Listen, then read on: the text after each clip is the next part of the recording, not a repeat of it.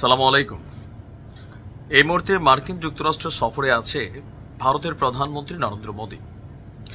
তো সেখানে আপনার যুক্তরাষ্ট্রের প্রেসিডেন্ট ডোনাল্ড ট্রাম্পের সাথে তার একটা বৈঠক হয়েছে।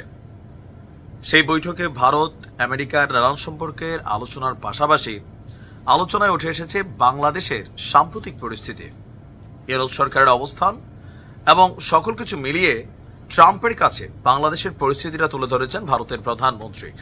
তো কি আসলে তিনি বলেছেন, যেটা নিয়ে কিছুটা দুশ্চিন্তার ইস্যু হতে পারে, আবার নাও হতে পারে। যেহেতু ইলন মাস্কের সাথে ট্রাম্পের একটা ব্যবসায়িক আলোচনা হয়েছে, তো আমরা আশা করি পরের বার নিশ্চয়ই ডক্টর ইউনুস সরাসরি ইলন মাস্ককে কল দিয়ে হয়তো বিষয়টাকে সেটেল করতে পারবেন, অথবা ট্রাম্পের সাথে সরাসরি বাংলাদেশ ইস্যুতে কথা বলবেন। কারণ আমরা চাই না বাংলাদেশ ইস্যুতে ট্রাম্প ভারতের মুখ থেকে শুনুক, এটা আমি ব্যক্তিগতভাবে পছন্দ করি না। দর্শক, এই মুহূর্তে ভারতের পররাষ্ট্র সচিব যিনি আছেন বিক্রম মিস্ত্রি, তিনি ওয়াশিংটনের সাংবাদিকদেরকে তিনি বলছেন যে হোয়াইট হাউসে ট্রাম্প এবং মোদির মধ্যে যে বৈঠক অনুষ্ঠিত হয়েছে সেখানে দ্বিপাক্ষিক বিভিন্ন ইস্যু ছাড়াও বাংলাদেশ ইস্যুতে ট্রাম্পকে বেশ কিছু বক্তব্য দিয়েছেন নরেন্দ্র মোদী। তিনি বলছেন যে বাংলাদেশ নিয়ে ট্রাম্প এবং মোদির মধ্যে যে আলোচনা হয়েছে সেখানে মোদি তার দৃষ্টিভঙ্গি যেটা বাংলাদেশ নিয়ে সেইটা ট্রাম্পের কাছে তুলে ধরেছেন।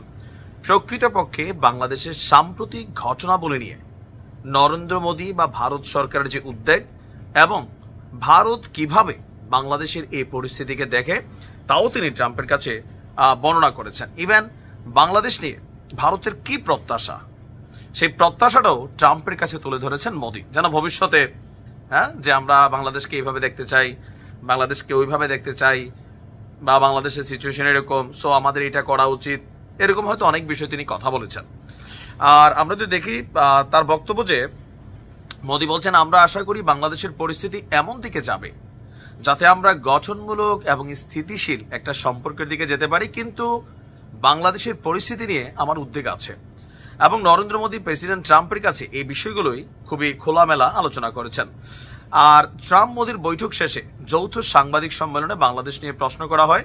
বলা হয়েছে যে বাংলাদেশের বিষয়ে আপনার অভিমত কি, কারণ এটা স্পষ্ট যে বাইডেন প্রশাসনের আমলে মার্কিন ডিপ স্টেট বাংলাদেশের সরকারের সঙ্গে একটা গভীর সম্পর্কে জড়িত ছিল। ট্রাম্প বলছেন বাংলাদেশের ক্ষেত্রে আমাদের ডিপ স্টেটের কোনো ভূমিকা ছিল না। এখন ট্রাম্পের অবস্থান বাংলাদেশ নিয়ে আসলে কি? রাষ্ট্র ক্ষমতায় যাবার আগে ট্রাম্পের সেই পুরানা টুইট, এর পরবর্তী সময় এই পর্যন্ত ডক্টর ইউনুসের সাথে সরাসরি কোনো কথা হয়নি।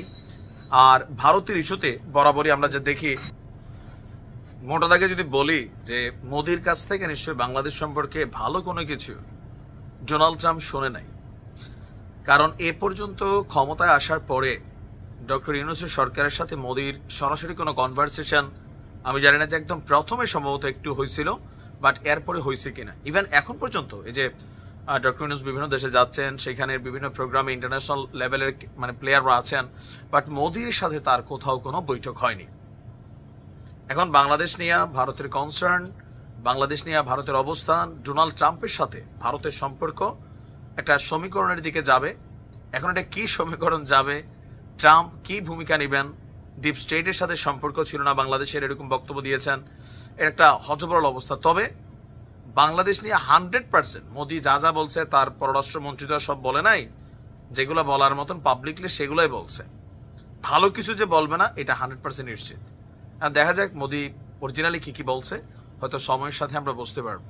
ভালো থাকুন।